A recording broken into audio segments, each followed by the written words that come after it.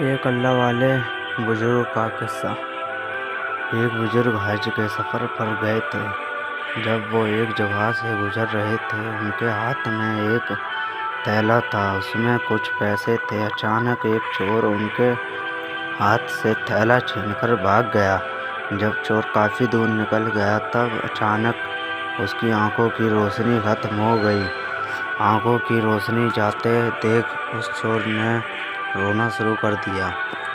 جب لوگوں نے چور سے پوچھا، بھائی کیا ہوا، تو وہ کہنے لگا، میں نے ایک آدمی کا تھیلا چھینا ہے، وہ کوئی بڑا اللہ کا قریبی بندہ لگتا ہے، میری آنکھوں کی روشنی چلی گئی، خدا کے لیے مجھے اس کے پاس پہنچا دو تاکہ میں اس سے معافی مانگ سکوں۔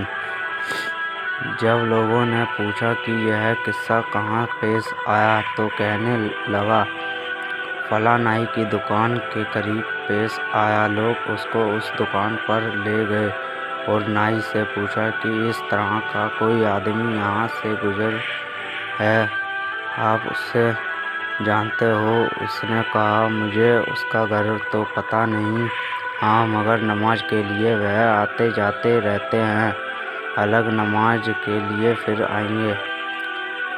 یہ لوگ انتظار میں بیٹھ گئے۔ وہ بزرگ اپنے وقت پر تشریف لائے۔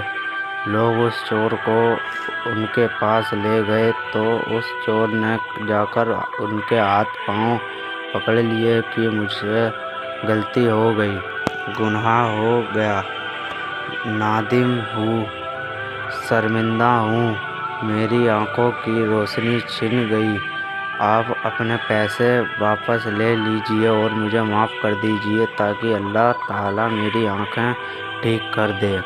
وہ بزرگ کہنے لگے کہ میں نے تو تمہیں پہلے ہی معاف کر دیا ہے۔ یہ سن کر چور بڑا حیران ہوا، کہنے لگا، حضرت میں تو آپ کا تھیلا چھین کر بھاگ گیا، آپ کہتے ہیں کہ معافی مانگنے سے پہلے ہی معاف کر دیا۔ وہ فرمانے لگے، ہاں میرے دل میں کوئی بات آ گئی تھی۔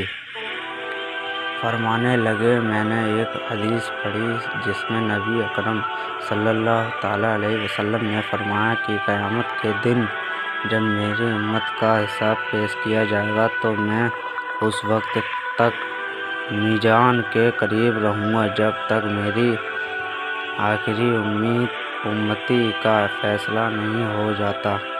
میرے دل میں یہ بات آئی کہ اگر میں نے اس چور کو معاف نہیں کیا تو قیامت کے دن یہ مقدمہ پیش ہوگا اور جتنے دیر میرے مقدمے کا فیصلہ ہونے میں لگے گی، اللہ کے نبی علیہ وسلم کو اتنی دیر جنت سے باہر رہنا پڑے گا۔ اسی لیے میں نے معاف کر دیا کہ نہ تو مقدمہ پیش ہوگا، نہ ہی میرے محبوب کو جنت میں جانے میں دیر لگے گی، وہ جلد جنت میں تشریف لے جائیں گے۔